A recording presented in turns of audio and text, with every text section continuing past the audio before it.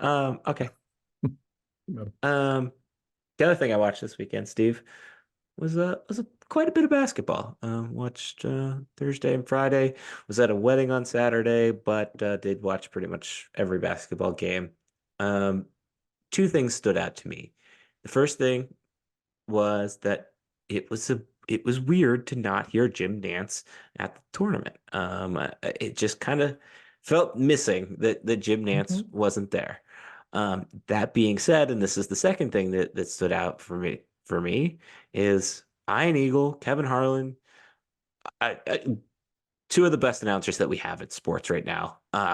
And don't necessarily get enough credit because they aren't number one and number two. I think Kevin Harlan particularly is getting more credit, and I think credit and Ian Eagle is starting to get the steam is starting to pick up in his sales, and I think this will be a big year for him with having the Final Four call. Um, but those two, speaking of announcers that are passionate about their job and it comes through well, those two presented the experience of the NCAA tournament perfectly this weekend. And I just kind of wanted to call that out and talk about it and see what else you had on the old NCAA basketball front. I agree wholeheartedly, and I will tell you that I didn't miss Jim Nance. Um, I, Really? I, I don't know, like I always it always felt a little buttoned down, a little presented, a little, I don't know, not, I don't know. Maybe there's people you relate to, people you don't. What was the finger for? Go ahead. I was just gonna ask. I think here's what I was thinking about because there are two Jim Nances in my mind. There is NFL Jim Nance and then there's college basketball Jim Nance. I don't care about the golf Jim Okay. Nance. They're two very different people, and I think Jim Nance is very good at when he does basketball or when he did basketball. Mhm. It just felt weird. I don't know. That was one. It Could was be. a Maybe influenced by football Jim Nance, and he showed up on what the Capital One commercial, so it wasn't like we missed him entirely over yeah. the tournament. But I think Ian Eagle and Kevin Harlan are superb. I think the roster of announcers. I mean, Bill Raftery and Grant Hill together, and Stan Van Gundy is good on college basketball. Jim Jackson, I forget. I mean, I'm like, oh, that's right. He was always good on the Big Ten Network. I forgot he's doing stuff. So even Steve Lapis, right? Who's on I think their fourth team, and the former coach from Villanova, who I think has slowed down a little bit and gotten better. I think start to finish, their four teams, the four teams that will have this weekend with the Sweet 16, all do a service to college basketball by their work. I think the other one that I wanted to give a shout out to is Robbie Hummel's crew. I think you're Oh yeah, yeah. with Lisa That was with Lisa Byington. Byington.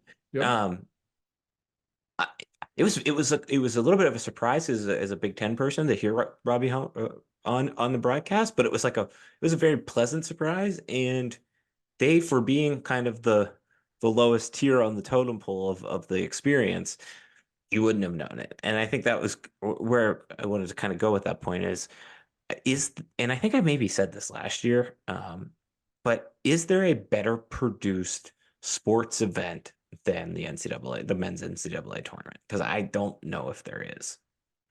Oh, they've the schedule works, the process works.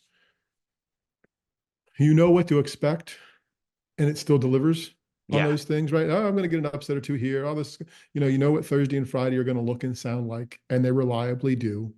And then by the time you're getting into this weekend with the Sweet 16, you know what it's going to look like, and they reliably do.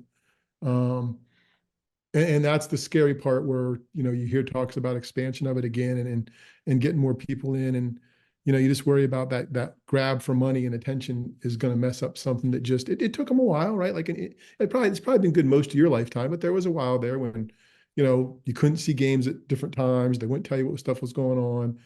Now it's wonderful, right? The score bugs have what network it's on if you want to flip over to it and see it, and you can find most everything you want to find. So no, I don't think there's, and the studio shows. I mean, I think do a great job in terms of bringing in the NBA guys, but they're there to create a reaction, and they do, and I still think they're respectful about the sport. Yeah. That was the other thing I wanted to bring up was this was my first year of having YouTube TV as my cable provider for the tournament. Very much prefer that. This made having YouTube TV worth it just because I didn't have to bring in two other TVs from the garage, etc. Right? I Because you could got have your full screen. the four screen box up. Yep. Very much enjoyed that.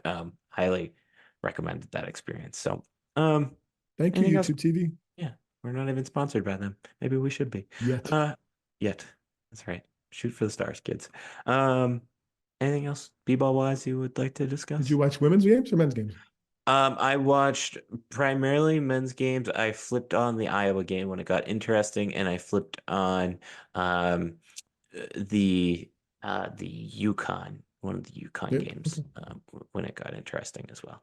Um, so yeah, no, seems like the women's. I saw the Iowa game. I think either It's Saturday Holy or Cross, yeah. Sunday.